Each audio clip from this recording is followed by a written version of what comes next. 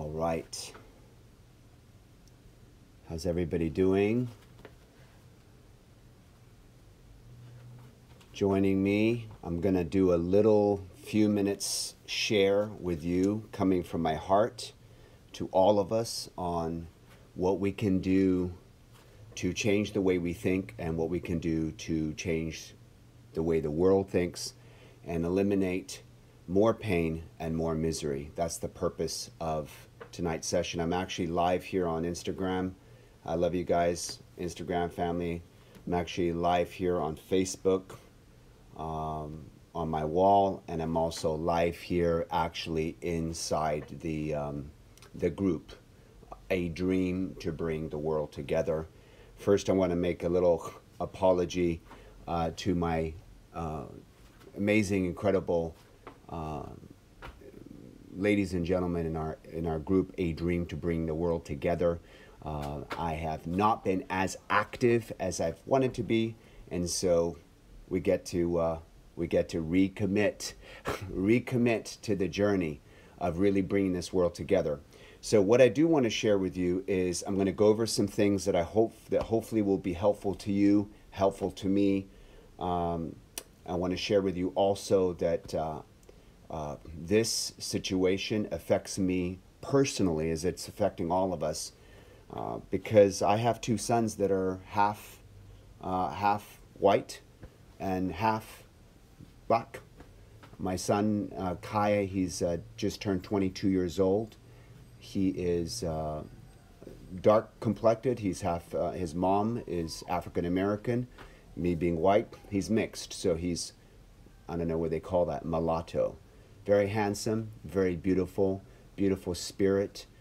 His brother Timur is also from myself and same mom, half black, half white, and he's 20. He will be 21 in January 1st. He's going to turn 21 years old. He's actually a millennium baby. So I'm a parent of two sons that are half African American, half black, and half white. And I asked myself, you know, my son was actually going to come and visit me last night. And him and his girlfriend decided that they should stay home. He's in South Pasadena. I'm here in Newport Beach because of just everything that's going on. So the purpose of this is really, I couldn't type it on to Instagram, but I've typed it up here on Facebook. The message for today is that racism is a learned behavior and that we are addicted to pain. And I'm going to explain both of those. And I'm sure you pretty much already agree with the first one. There isn't a baby that you can identify that's brand new born. There's no baby that's born out of the womb and is a racist. It doesn't exist. It's something that they learn, as we know. But I think sometimes the simplest concepts that are so obvious and simple, sometimes we get into such of an emotional place that we're not able to see the simplicity. There is no baby that's racist. Baby comes into the world, black, white, Asian, Hispanic, brown, blue, green, no matter what color, and it's a spiritual being. If you're not spiritual, if you're atheist, then it's an incredible being coming into the world in a physical form. You know, I always say the sun, the reason why I love the sun doesn't discriminate. The sun shines on all of us. If you're black, if you're white, if you're Hispanic, if you're Asian, Mexican, whatever it is, the sun treats us all equally. The earth treats us all equally. The source, the universe, treats us all equally. However, we have become separated. We have become completely disconnected to what that thing is. We're disconnected. So that's the very first thing I want to start with, is the fact that we are disconnected. What do I believe? I believe that at some point, this species called human beings became just disconnected, separate. We identify ourselves as a body. That's number one issue. We identify ourselves as a body. So we see ourselves as I'm a body, and we see the other person as you're a body. And right there is the first disconnect. We're actually not a body.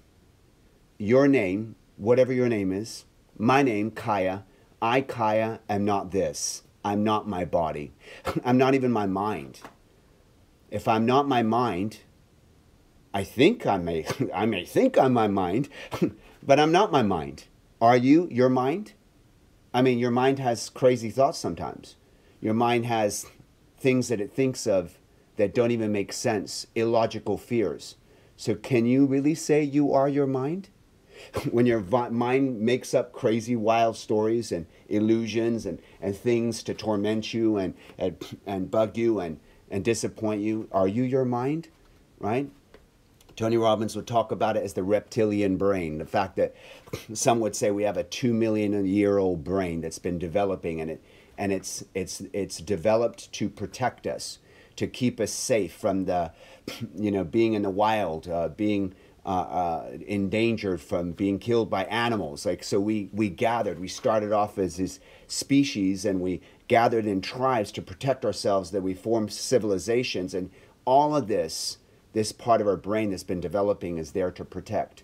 So I think that's where the separation began.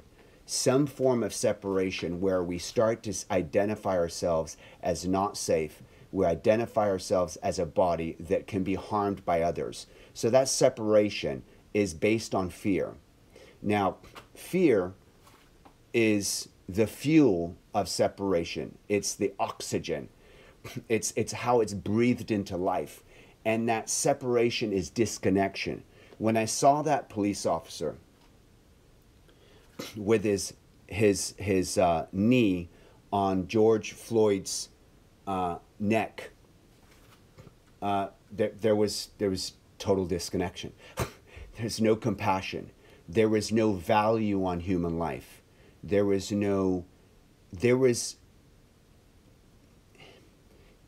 just empty. There was nothing there. There was nothing there. So this is a greater issue than I believe even racism. This is a humankind issue. So if with your permission, if it's okay with you, if I can start with racism, but then if we can actually raise it even beyond racism and look at the human issue. The racism first that's the number one breakthrough, is racism is a learned behavior. Again, there is no baby that's born who's racist. It's a learned behavior. So what do we need to do? We need to unlearn the learning that we got. The learning that we got, going back to what I originally said, that's coming from separation. It's coming from fear and disconnection and identifying ourselves with a body. Another theme is, what else is racism? Racism is I think, this idea that I'm going to compare myself to you and see how I stack up. I'm better than you or I'm worse than you. In fact, even if I think I'm less than you, that's a racist statement against myself. So racism can be, I think I'm better than you.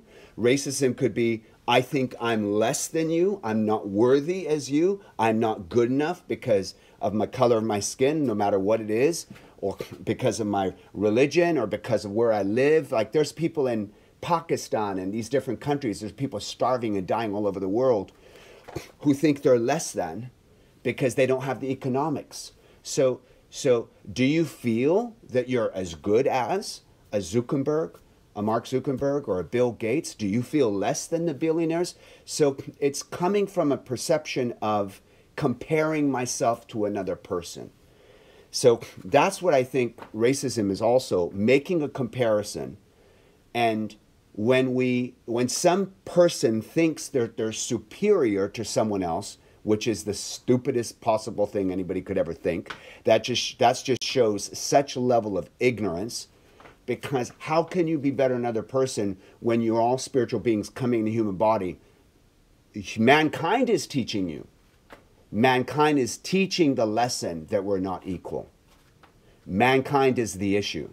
It's not who we are, but it's what we've been learning, what we've been propagating.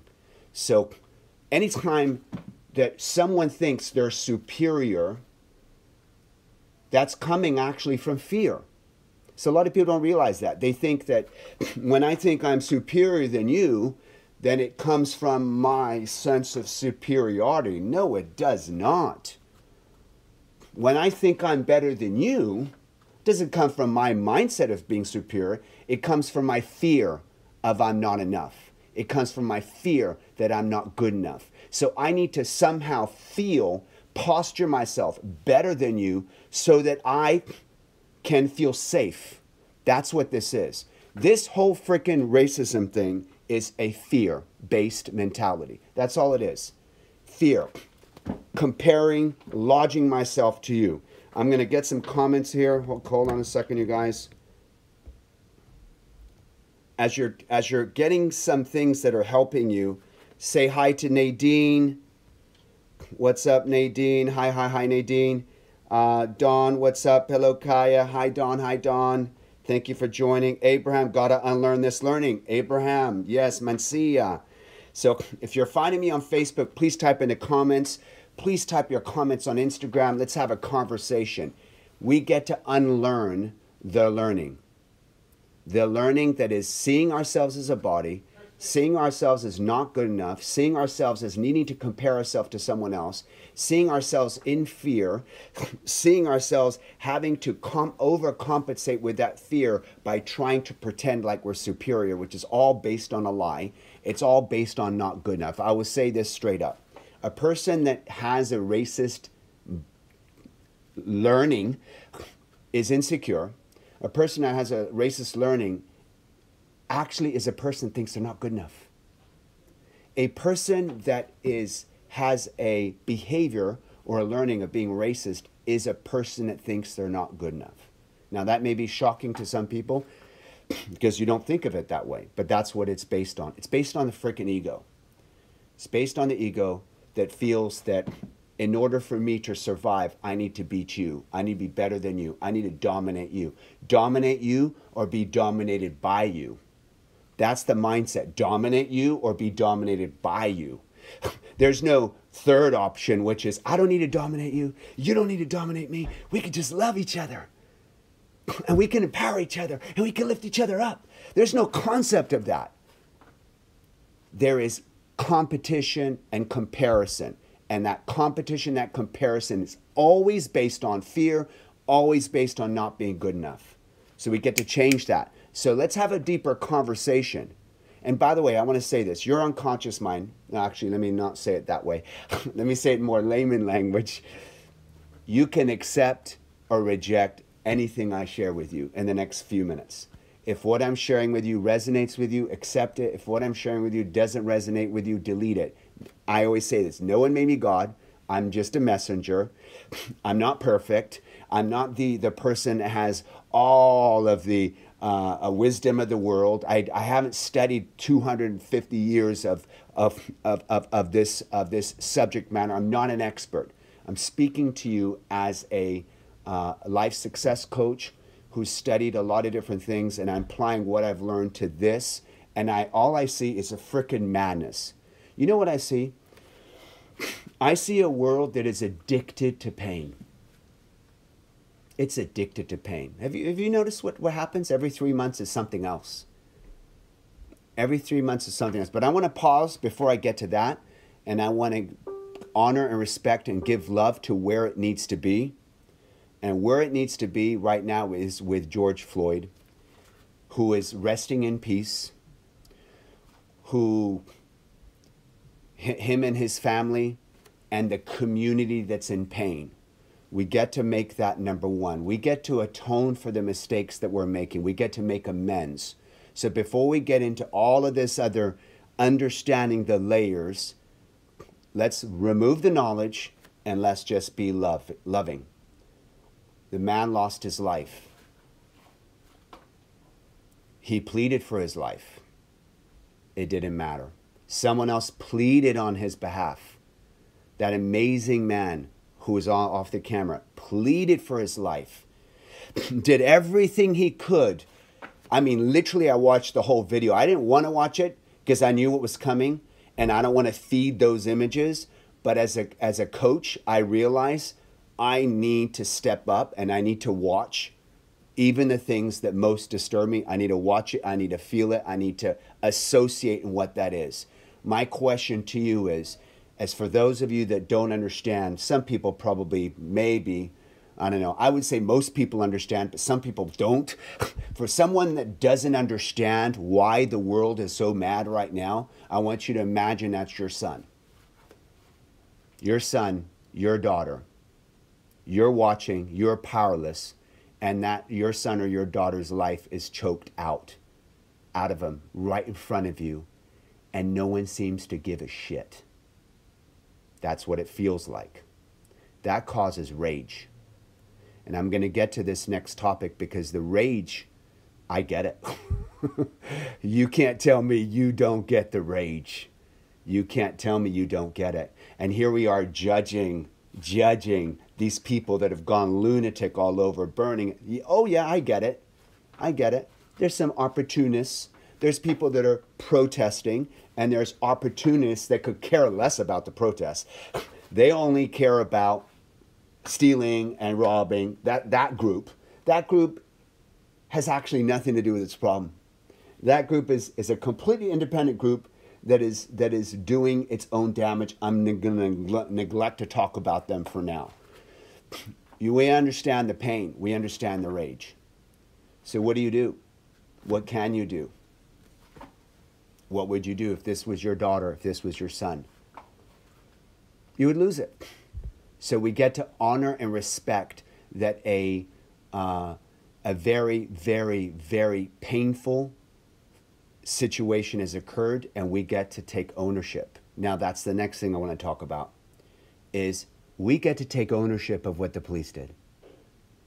You can accept or reject anything I say tonight. If you accept it, if it resonates with you, accept it. If it doesn't resonate with you, delete it. Again, this is just the way I'm thinking, and if it resonates with you, type in the comments, it resonates with you, and if it doesn't, it doesn't.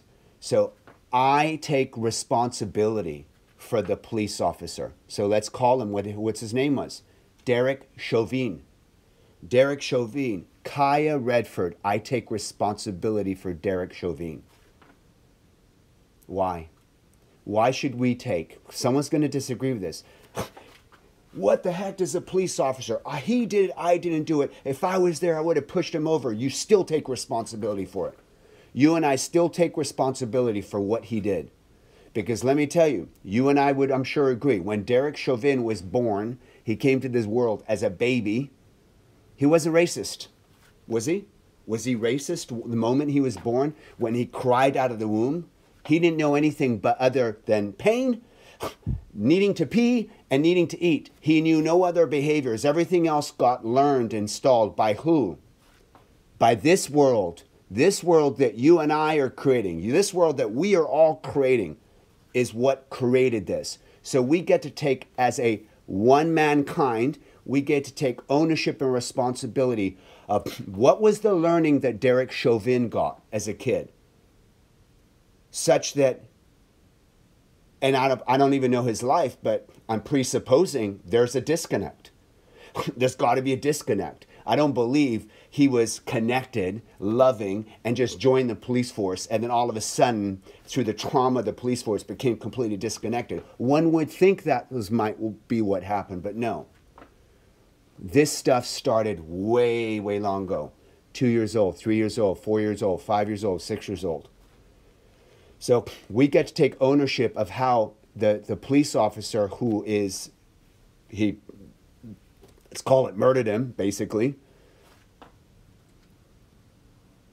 And also pay attention to language that I'm using, because I'm not using language to create separation, because there's a solution to this. And you and I know what that solution is. And I promise you, when we get to that, we will round up and bring this solution to what this solution really is, which is love.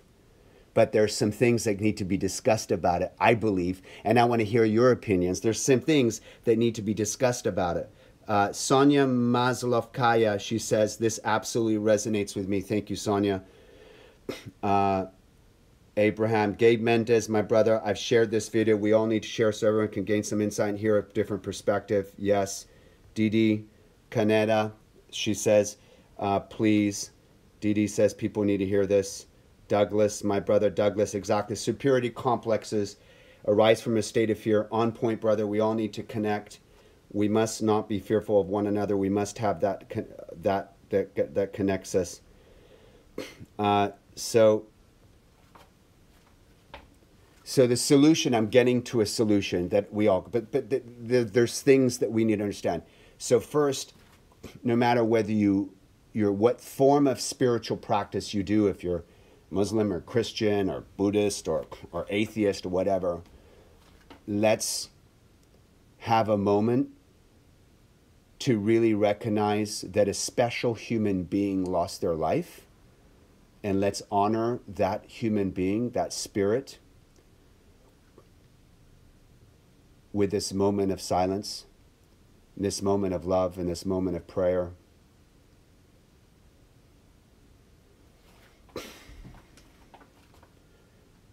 And I invite us to celebrate his life, because his life has so much meaning. His life has so much meaning. Because of him, because of his life,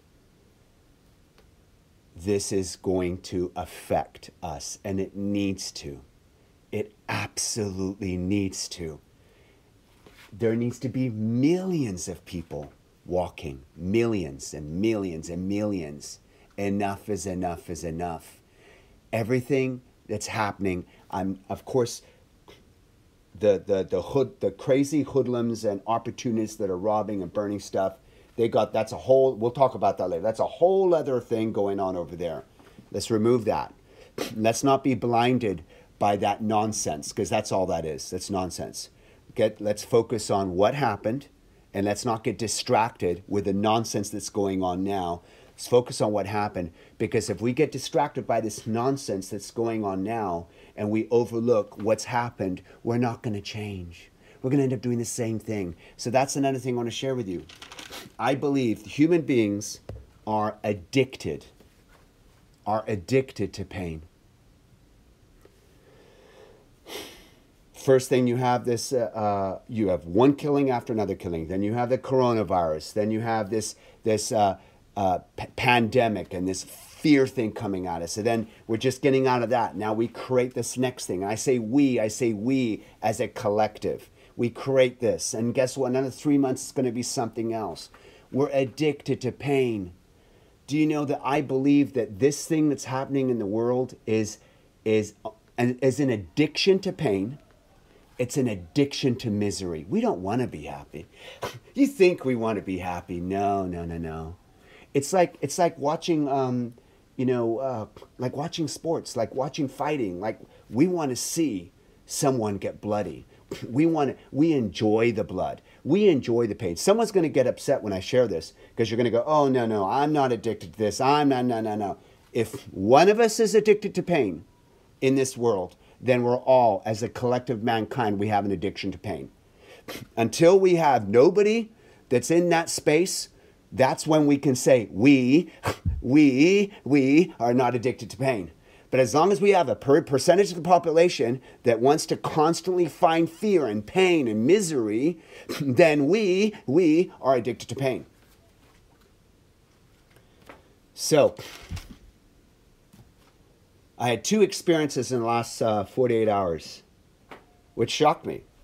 First, I was walking. I went and exercised at the park, because they have a bar, and I'm exercising at night at the park. And I came back, and I had my my workout clothes on, and a cop pulls over, and he rolls his window down, and guess what? I felt fear. So a cop literally pulls over. I think it was Asian. I couldn't tell. I took a glance at him, and I felt like he wanted to talk to me, and I just felt fear. I'm like, oh my gosh, this is affecting all of us. You don't even have to be black. You don't even have to be African American to see that video and associate in his position and feel powerless and feel like your life can be taken out without having any control. So even I felt fear. Seeing a police officer, that was number one. Number two, I had an African-American person, Spectrum, coming this morning, walked into my house here in Newport Beach, and he was adjusting the speed. And when I saw his face, I felt guilt. I'm being transparent with you. I'm not proud of these two emotions. I'm not. I'm just being transparent with you. I saw him. He was tall, good-looking guy, 6'2", big, nice guy. And I felt guilt. I felt guilt. And I asked myself, what is that about? I felt guilt. I felt like his community is in pain. And what have I done? What have I not done? Am I doing enough? Am I not doing enough? I felt guilt. And I caught myself, the police officer, last night and this morning, having experienced fear with a police officer and guilt with the African-American guy that was helping with do the Spectrum cable in my house. I realized, wow, that's what the world is doing. The world is wrapping us in fear.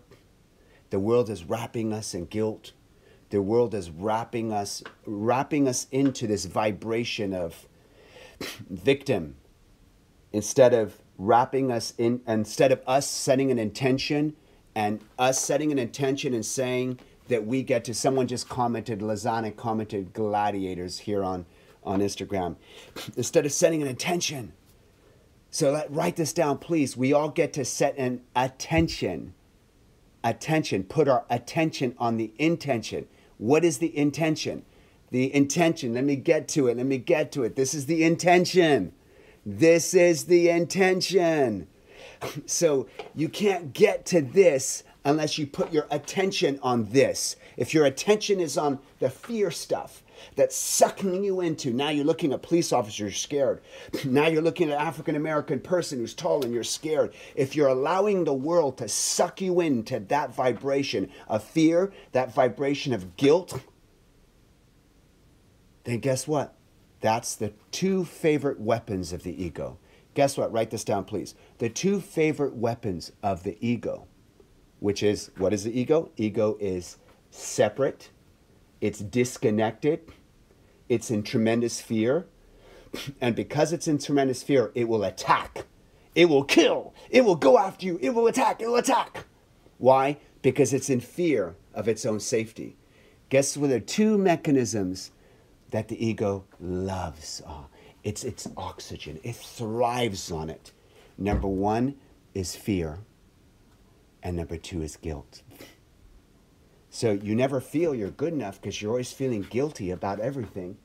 So it lowers your identity, lowers your vibration. And of course, whatever your identity is, whatever your vibration is that's how you relate to the world. So you start doing messed up shit.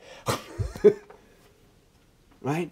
So we get to remove the fear. We get to remove the guilt. We get to stop believing in the lie. We get to start realizing that love is the answer. We got to wake up. We got to wake up. It's almost like the world is hypnotizing all of us. What happened a few days ago happened. It's real. But the hypnosis around it, after it, the manipulation around it, the grabbing your attention with fear and guilt, guess what? It is a downward spiral that's going nowhere. It ends up with misery. This is what I believe. I believe mankind is addicted to misery. Guess what? In 3 months, it's going to be something else. In 3 months after that, it's going to be something else again. And something else, and something else, and something else. We get to snap out of it. We get to realize this is what the world is sucking me into. And I don't want to sound corny, but we got to be the change. The whole Gandhi thing. You got to be the change you want to see in the world. It starts with us. So let me go over. There's a couple things I just want to make sure I cover. And then I want to go over to some steps. Number one, disconnection, separation, and fear. That police officer was completely disconnected. There was no one home. I'm surprised if he felt his own pulse. He wasn't home. zombie. Police officer, zombie. Zombie, zombie, zombie. No one's home. Don't blame him. We get to take responsibility for how he showed up. We were the one that raised him as a kid. We were the one that picked him. We were the one that voted the politicians. We were the one that voted for the police chief. We were the one that created this. So instead of blaming the police officer, I believe we all get to look at the man in the mirror, look at the woman in the mirror.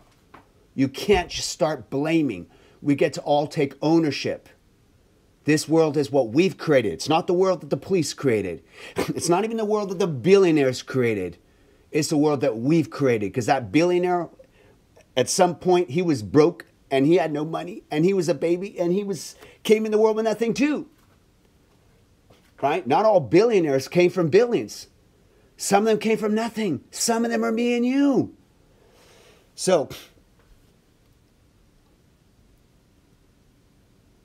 racism is a learned behavior. What do we need to do? We need to unlearn the behavior. Racism and the idea of being superior comes from inferior. Comes from, I don't feel I'm good enough. So that's uncomfortable for me. So now I need to see myself this way because that's the only way I can handle seeing myself. Because really, deep down inside, I feel I'm not good enough. It is ignorance. We get to not blame. Get to not blame anybody. We get to take ownership. We all get to take ownership for exactly what's happened. Because it happened on our watch. It happened in our lifetime. It's continuously happening on our lifetime. We can blame years ago how they stole the slaves from Africa. But guess what? Can't blame them. When we have the culture that we have today, we get to take ownership. Today, we get to take ownership of the world. And we get to be, I don't want to be corny, but be the change you want to see in the world. We must take responsibility.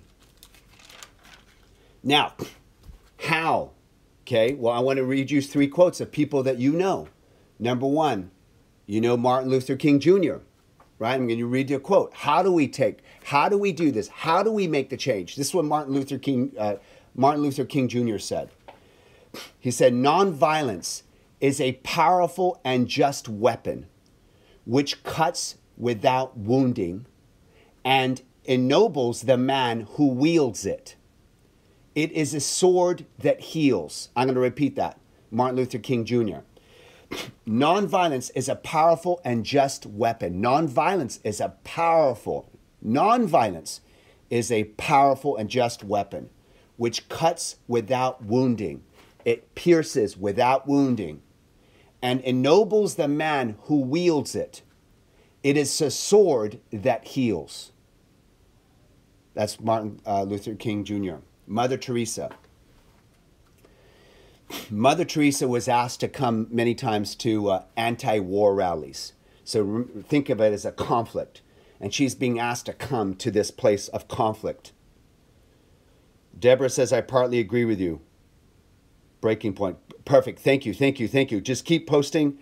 Thank you. Thank you. Remember, I'm just sharing my perspective and no one made me God. I'm just sharing my perspective, and I know that we all have perspectives, and let's have this dialogue. So anything that resonates with you, go with it. Anything that doesn't resonate with you, delete it. I'm just here to bring light. It's all I want to do. All I want to do is just bring love and light and give anything that I feel could help us through this. So Mother Teresa was asked if she could come and participate at anti-war rallies. And she says, I will never go to an anti-war rally. She said, if you have a peace rally, invite me.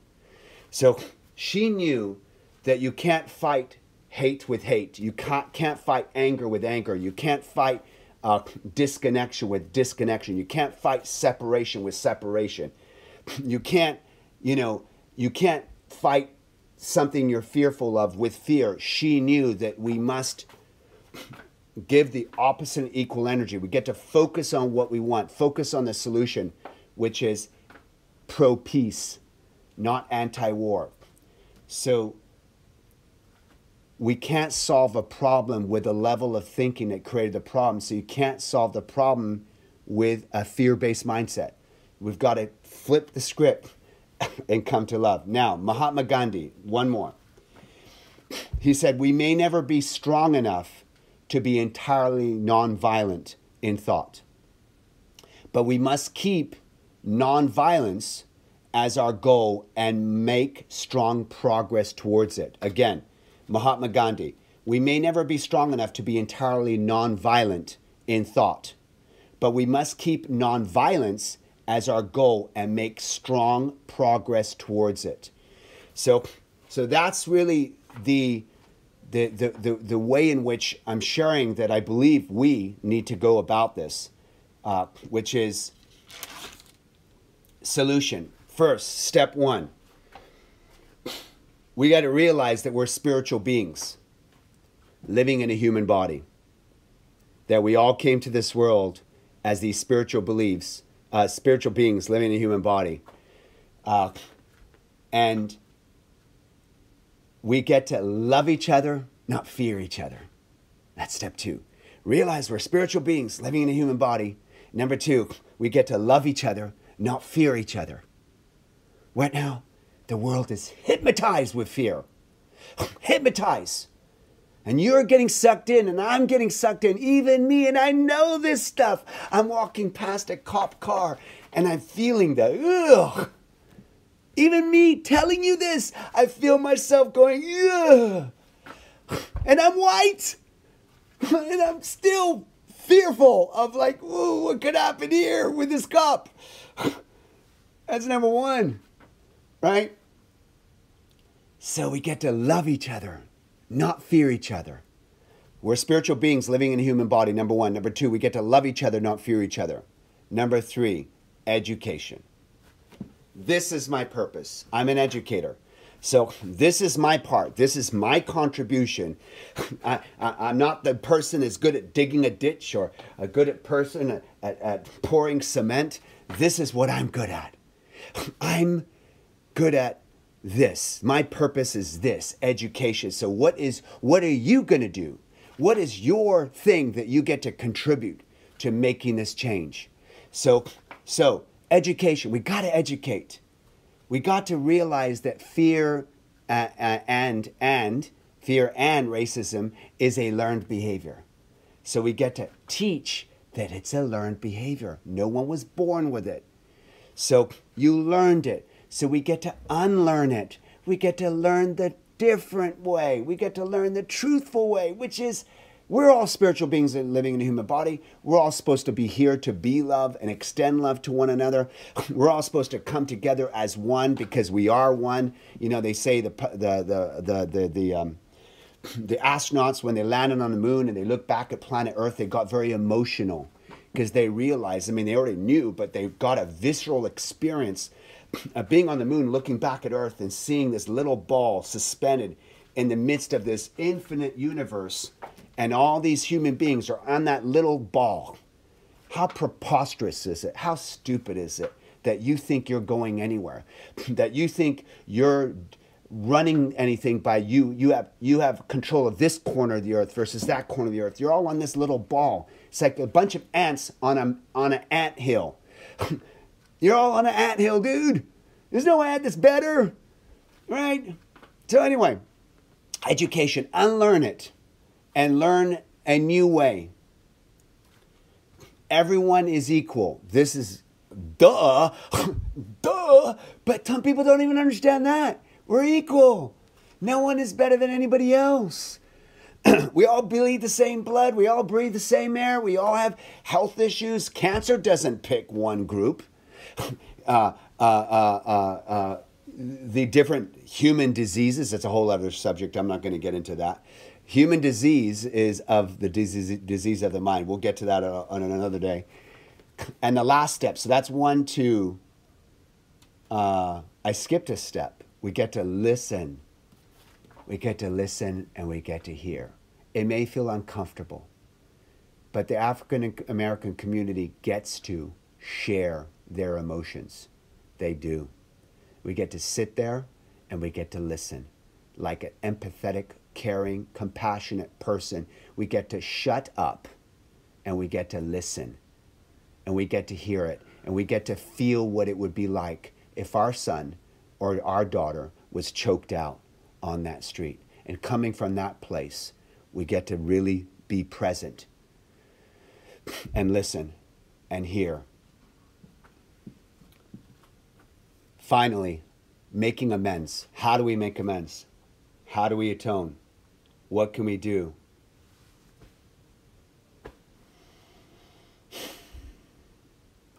I'm honestly not even sure. I'm not even sure exactly what we can do to make amends. What can we do to, other than the steps I've just shared? Being the change, making the change, loving one another. Stop seeing ourselves as a body. Stop feeling inferior. Loving, supporting, caring, lifting up, coming together, uniting. That's the way to make amends. Healing the separation. Love is the way. Beyond that, I believe there's more that needs to be done. And I don't know what that is. I don't know what that is. Maybe we get ask the families, ask the African American community, what can we do? There gets to be a whole bunch of change. Economically, opportunities, and a whole bunch of other things. We get to raise the bar. We get to show that we are. Here's the thing. We don't need to make amends so that we are convinced that we've done enough. We're not making amends so that we are feeling good that we've done something. We got to go to the next step. We got to make amends to a point where the African American community themselves says to us, we feel you, we thank you, we got you. We don't need to convince ourselves. We got to go way beyond convincing ourselves, right? We get to raise the bar to a point where they have had an opportunity to heal from this and come with gratitude and love back towards us. So in my opinion, that's the reason why I say I don't really know. I say we get to shut up, we get to listen, and we get to work and make amends. What's making amends? Making amends is atoning. It's spiritual as well, atoning for our mistakes. There has to be something. There has to be something given, something shared, something that is not a small deal to us, something that's of a big value that we give to this community to say, hey, we're making a change, we're making amends. So I'm going to wrap this up with saying this is going to continue unless we start changing the way we go about life. I have two sons, half black, half white. Kaya, he's 22 years old. He's 6'3". He looks, some people compare him to a little bit like Rick Fox. He's a very good looking young man. And his brother Timur, Kaya is, Kaya, Timur, Teimur. He's also half black, half white. And I don't want to get that phone call. I don't want to get that phone call one day that some idiot ended one of their lives over complete ignorance and complete disconnection. And also, I really feel that we get to take ownership of what the police officer did. Some people are going to maybe disagree with me. That's him, that's not me. Well, as soon as we constantly blame others, we blame the police officer, we're basically at effect. What I'm saying is we get to take ownership of it's our world, it's our society, it's our culture. Anything that happens on our watch, because we're all leaders, anything that happens on our watch, anything that happens in our watch, we've enabled in some way, we've allowed in some way, we've supported in some way, whether we directly supported it or whether we turned an eye and focused on our own life and our own bubble and ignored it to a point where now people are dying. Either way, we're still responsible. We're still responsible. So since we're responsible, what are we going to do? Again, I hope I haven't I hope I haven't, well, I really don't care. I really shouldn't say I hope I haven't offended anybody, because that's not my intention. I just hope that this has been helpful in some way, shape, or form. I hope that we can take this dialogue to the next level, and I hope that that we can heal this pain that's in this world right now. And I want us to recognize that we get to wake up, because it's coming again. It's coming again. It's coming again. Again, mankind is addicted to pain.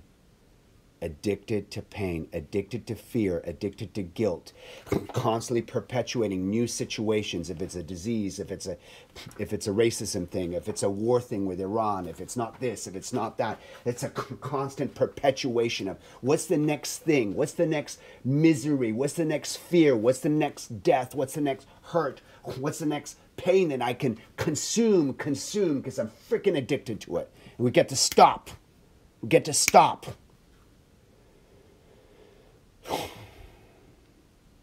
And we get to realize the light deep down in our chest, the light. I do a meditation every morning, if I can share that with you. Every morning I wake up and I say to myself, I'm not my mind. I know I'm not my mind, especially this mind, these stupid thoughts that come in this mind sometimes. I know I'm not my mind. And I know I'm not my body. So who am I? What am I? If I'm not my mind, and if I know that I'm not my body, then what am I? And I feel that light. I feel that candlelight. I feel that flicker in the center of my chest. I feel that light. And then I invite this glorious source, God, universe, infinite intelligence, love, Jesus, if one wants to say that, or Allah, or whatever spiritual belief you have. We honor and respect everybody's right to choose who their teacher is. So whatever you choose that teacher is, that internal teacher, that source for you, I invite that to come in for me. And I expand it. And I expand it, and I expand it, and I expand it, and I realize that my light's not my own. It may be inside me, but it's not mine. It belongs to humanity. It's a light to be shared. It's a light to be given. So I want us all to wake up every day and realize you're the light. You're not the fear. You're not the guilt. You're not the vibration of misery and addiction to pain. You're none of that. That's also a learned behavior. Wow, what a breakthrough. What a freaking breakthrough. What a breakthrough. That just came spontaneously. That stuff, the misery, the pain, the fear, the anguish, the guilt, that's also a learned behavior. We came into this world and mankind just unloaded that stuff on us, and now we're walking that way too. So we get to snap out of it. We get to snap out of it. How do we snap out of it? I don't mean to sound corny. You've got to start with you're the light. The only thing you can do is start with you are the light. You have this light inside of you. That light is love. And your job, our job, is to share that light with the world. Yes, of course, you're to, if you're in real estate, you're to do real estate. If you're in mortgage industry, you're going to do mortgage deals. If you're in financial services, you're going to do that. If you're an athlete, you're going to do this. So each one of us has a different light, a unique light that is your unique way of giving your gift to the world. We all have that unique light. But what do they all have in common? Light. We're the light. So you start the day and just get in touch with that light. So if I'm going to wrap it up, I'll wrap it up with this. We get to atone. We get to make amends. We get to shut up and listen. We get to hear and feel the pain and the anguish of the African American community. We get to put our arms down and we get to listen. We are the cause. We get to listen. We get to empathize. Number one. Number two, we get to amend. We get to atone somehow, some way. And then number three, we get to let it all go and go back to what's true, which is we are the light, and to love. And hopefully one day we're all holding hands. And the whole Martin Luther King thing, his whole premise, we're all children of the Creator, and we're all created equal. And we get to that place where we can get that love and that circle of energy. So that's my message for you guys. Please post in the comments. So I'm going to share some comments here. Raquel Sanchez, shout out to Raquel Sanchez. Amazing with Kiss the Monkeys organization. Anita Pacheco, she says the ego. Gabe Mendes says thank you for sharing. Thank you, brother. Deborah Tisdale, what is mine to do? The world is the world we created. Abraham Mencia, yes.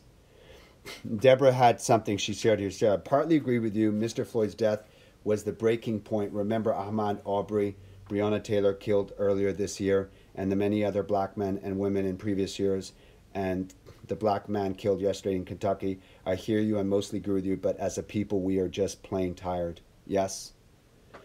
We get to shut up, and we get to listen to Deborah. We get to listen to Deborah. So my prayers are with you, Deborah, and your community. I own it that as a human being on this planet, that this tragedy happened, and I take responsibility. And this is the thing that I'm doing in my part to try to do something to help change this. Davi Davenport, yes, for the protest, not for looting. Jessica Kiko says, keep connecting. Sonia, this absolutely does resonate with me. Love you, Sonia. Stephanie Ross, yes. Abraham, this is deep. And as a race, we have an intimate relationship with pain. This is showing up in racism and the chaos that's happening. Yeah. Gabe Mendes, I've shared this video. We need to share so everyone can gain some insight and hear a different perspective. Jeremy, dude, Walsh Carver, love you, my brother. Love you. By the way, I've known Jeremy Michael Walsh for, geez, a long time. What's up, my brother? There's my brother, Jeremy. I think Jeremy's, he's a mixture. I'm not sure what background you are, brother. But I know that you're a mixture. My sons look a little bit like you too, Jeremy. When are you coming back to California? I know you travel a lot. Let me know. I'd love to see you. So, you guys, that's what I have to share. Please type in the comments. I'm going to... let me see if I can actually get some of these comments here read. Lazana says, our country has remained in pain because it's never atoned. Correct. Lazana, please listen to this, everybody. Lazana just shared, our country has remained in pain because it's never atoned. It's never been atoned. This problem has never been fixed. We've never made amends, right, for what's happened.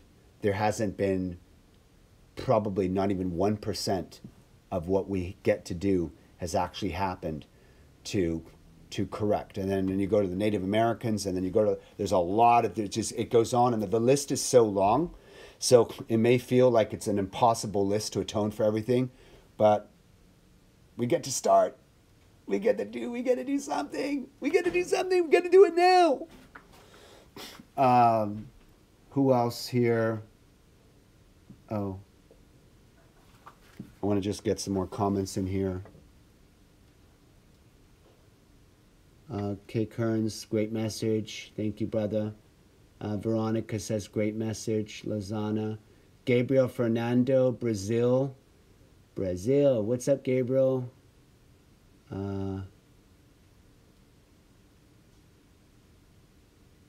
Lazana. Lucero. Thank you for joining, you guys. Make amends, make amends, make amends, make amends. Fit Patrick's, what's up? Met you 15 years ago. You spoke truth. I love you, brother. Patrick's, what's up? Azana. Thank you guys, all of you, for joining. Enlightenment, thank you, brother. Elijah Martinez, thank you for joining. Jenny, thank you for joining. Joel, my brother Joel Cleland, thank you for joining, Joel. Christina Kiministru, what's up, what's up? Hi, thank you for joining. Lisa Lombardi, what's up? Thank you. Prince Charming. Lynette, what's up, Lynette? April Diamond, what's up, April? Tanya, thank you guys all for joining. Okay, please share this. You know, please type in the comments what was the one thing that stood out for you that helps, that makes a difference, that sheds some new light, a perspective that helps you, helps humanity in some way. Maybe a comment on what you're doing. Please share this, whether it's on Instagram or Facebook, or whether it's in the group. Please share it with your community. And maybe when you share it, in the first 2 or 3 lines, share what was your biggest takeaway, what was the thing most helpful to you, and tag me, because I want to hear. I'm limited on what I can see you're saying as I'm delivering this. I'd like to know what helped you, what was the biggest takeaway from you. So if you share it on your wall or on your Instagram and you tag me, I will be able to see my notifications, watch it, and then I will know how we connected, what point was there in that really connected for you. Okay, so Jeremy is half black, half white. Okay, so Jeremy, my 2 sons, Kai and Timur, 22 and 20, are half black and half white. Anita Pacheco, she shares, we live in an interior unknown to us, conditioned for the world's own interests, subjected to egotistic for their passions, desires, worries, etc., suffering mechanically without know why and for what. I'm in interior world, yes. And Sue, well, biker, love you too. So that was Anita's message there. And then she said, I meant the interior world, and this is Sue. All right, you guys. I look forward to hearing from you. I look forward to reading your shares, and I really believe we get to shut up and just listen. We get to shut up and listen and sit still and listen and hear and absorb. And hopefully we can associate and imagine what it's like to lose your son, your daughter, that way. Empathize, have compassion, feel it, and then ask, what can we do? What can I do to make amends? What can we do to heal this? What can we do to solve this? And we get to shut up and listen. We get to ask the African American community, and there's no request that's too big. This is just ridiculous. There's no request that's too big. So I think while this is not atoned, and we've got years and years of racial divide, we're all just going to continue to be miserable. So the longer we go, you know, if the white person who is racist continues to not listen, he or she is going to be in misery anyway. It affects everybody. It affects everybody. It's so we're looking. And by the way, if you haven't joined, please join the group called A Dream to Bring the World Together. Go on Facebook. It's called A Dream to Bring the World Together. Click join, and that's what the message is. We're here to bring the world together, end the divide, racial wars, sexual preferences, judging people because of their religion, all of it. We're here to end all of it. Anyhow, I love you guys. I'll see you guys soon. Can't wait.